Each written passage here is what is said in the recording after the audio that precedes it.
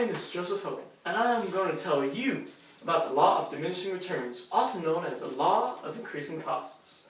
Using honey production as an example, our fixed resource or capital are 3 honey extractors. Our variable resource will be the number of workers. Let me show you.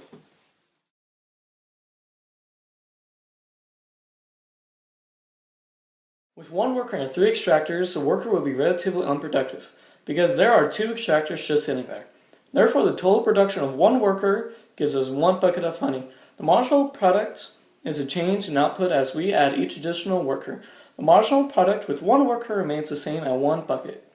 If we divide the total product by the number of workers, we can also figure the average product per worker per hour. In my example, we have an average of 1 bucket per hour per worker.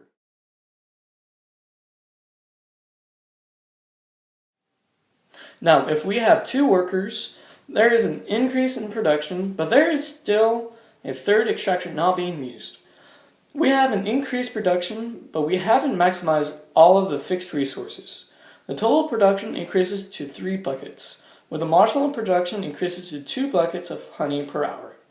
Now our average product is 1.5 buckets per hour.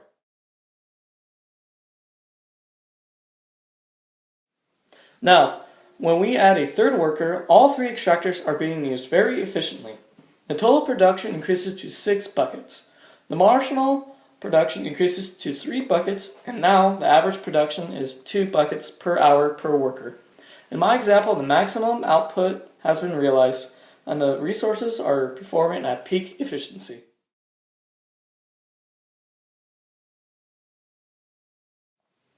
Now, here is where it gets interesting. Having 4 workers, but only 3 extractors to use, this means someone may be less productive.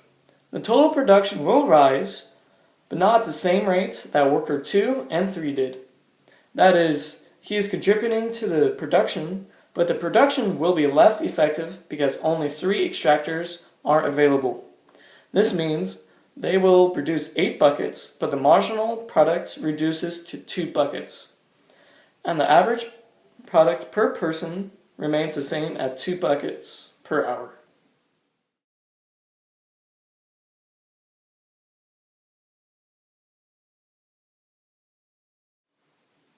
With a 5th worker, there are simply not enough extractors to go around, although there are more buckets of honey being produced. The marginal product has diminished down to only 1 additional bucket. For that 5th worker, that is, the total production increases to 9 buckets of honey, but the marginal product is now only 1 bucket of honey, and the average production is 1.8 buckets per hour per worker.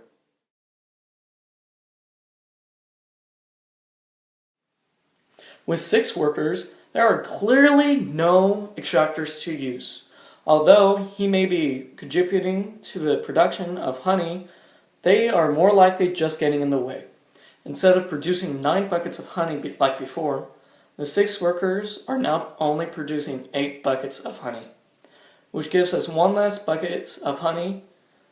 The average number of buckets per hour is now only 1.33 buckets per hour per worker.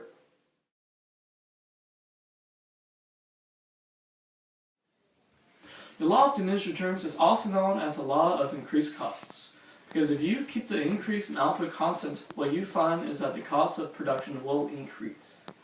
That is, as we increase the output, our costs will instantly go down.